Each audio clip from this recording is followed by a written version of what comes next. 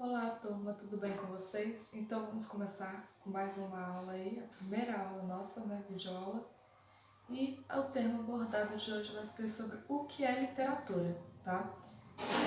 A gente já conhece muito sobre a literatura por gêneros textuais como o poema, né, a canção, mas hoje a gente vai entender de uma forma mais profunda como analisar o que a gente pode considerar mesmo como literatura e qual o conceito que a gente pode levar em conta para saber se é literatura ou não, tá bom? Então, continue ligado com a gente. Peguem já seu caderno para fazer a síntese, que valerá também como presença da aula. Então, a videoaula é uma presença e a síntese é outra presença, tá Então, bom? pessoal, como a gente já abordou, a gente vai olhar aqui o conceito do que é literatura, tá? Olhando de uma forma mais específica, para a gente ter uma compreensão de análise profunda do porquê, né, a literatura se diferenciar dos outros tipos de textos, tá bom?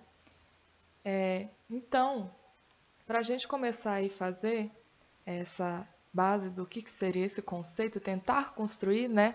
A gente vai olhar um pouquinho sobre o que é arte, né? A gente teve na disciplina de arte falando que hoje em dia é muito difícil a gente conseguir ter um conceito de arte, né? Que a arte ela traz essa questão da imitação de algo, né? Representativo para nos refletir sobre algo também, né? Hoje em dia. E a literatura, ela vai ter essa base, então, é artística, tá? É tanto que aí a gente está falando que a arte, né, a arte literária é mímese. Mímese é o quê? Uma imitação. A literatura, então, ela passa a ser abordada como se fosse a arte que imita pela palavra, tá? É, Se a gente for olhar, a literatura, ela é basicamente uma arte, tá? A gente pega essas obras de arte, pinturas, né, que normalmente a gente vê, esculturas, e transforma isso através pelas palavras, tá? Então, o conceito de literatura é essa arte feita pela palavra. Por que pela palavra? Porque ela é escrita, ela é lida, tá? Normalmente. Apesar de que quando a gente começar a estudar escolas literárias, a gente vai ver que tem, no início, né, da literatura, ela iniciou de forma cantada, de forma falada, por não haver ainda a escrita naquele tempo, tá? E a partir de muito tempo, né, desde a da época da antiguidade, a literatura ela está presente no nosso dia a dia, no nosso cotidiano, através de vários meios de comunicação, tá? É, e faz essa abordagem que a gente necessita do sentido humano, racional, reflexivo da vida, tá? Ela se torna um patrimônio cultural de um povo, porque ela mostra, né, através de palavras, questões sentimentais, questões reflexivas da sociedade, do ser humano em si, tá? E aí, para a gente tentar basicamente conceituar o que seria a literatura, a gente pode ver ela de duas formas aí, tá? A primeira forma é de forma concreta, né? Defini-la por gêneros, como poema, que a gente vê muito, né? A gente desde criança estuda no fundamental, na educação infantil, poemas, canções, né? Músicas. A gente pode defini-la como romance, que são livros, né? Voltados para histórias diversas, né? De ficção. Ou a gente pode tentar também colocar na nossa cabeça que a literatura ela é uma forma construtiva, complexa e polissêmica, tá? Por que polissêmica?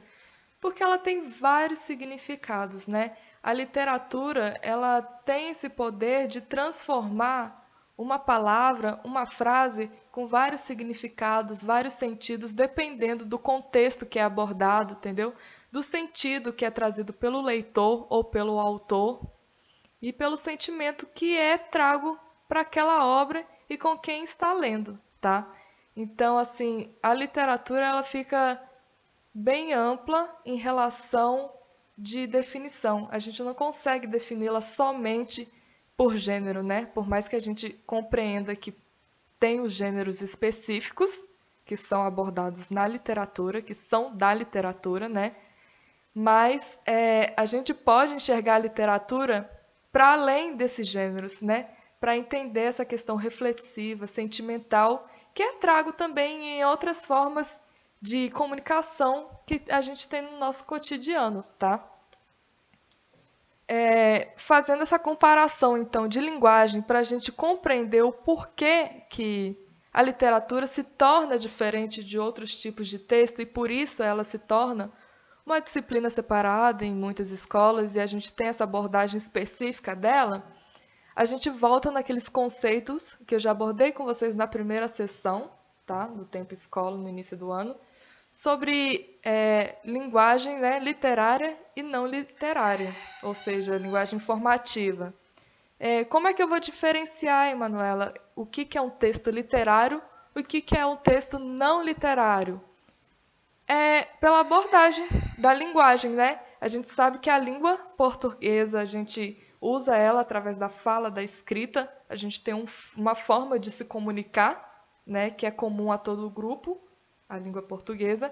Porém, a forma que a gente utiliza para comunicar dessa língua tem diferentes sentidos, tá?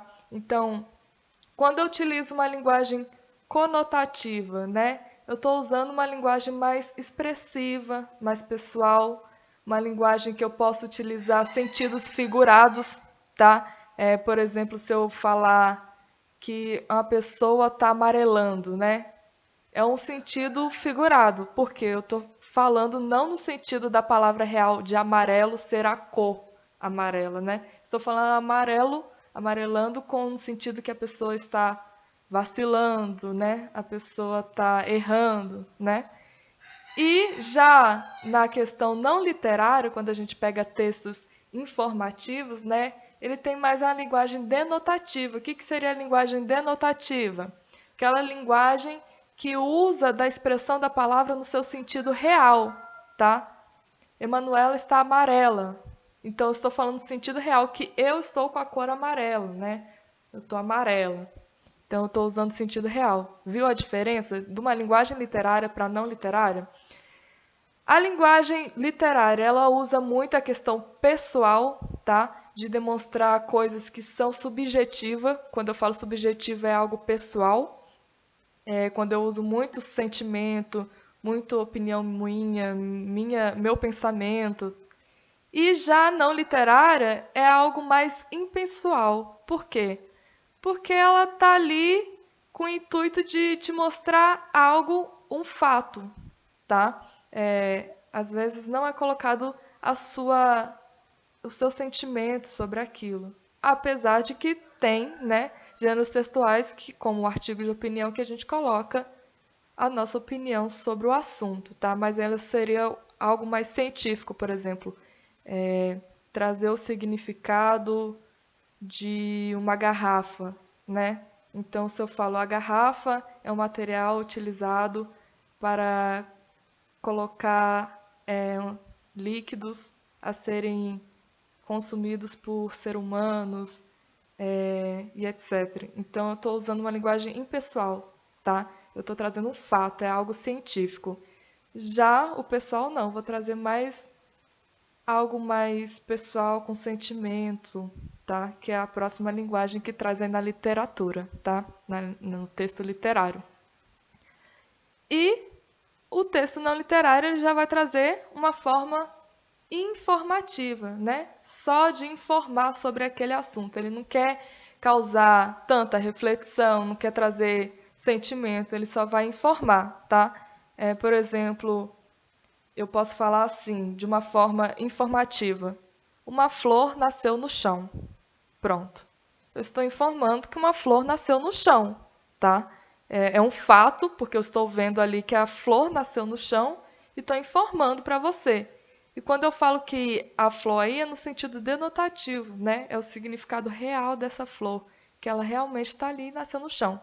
Ou eu posso transformar esse texto numa linguagem literária, tá? Por exemplo, o meu amor é que nem uma flor que há de brochar no chão.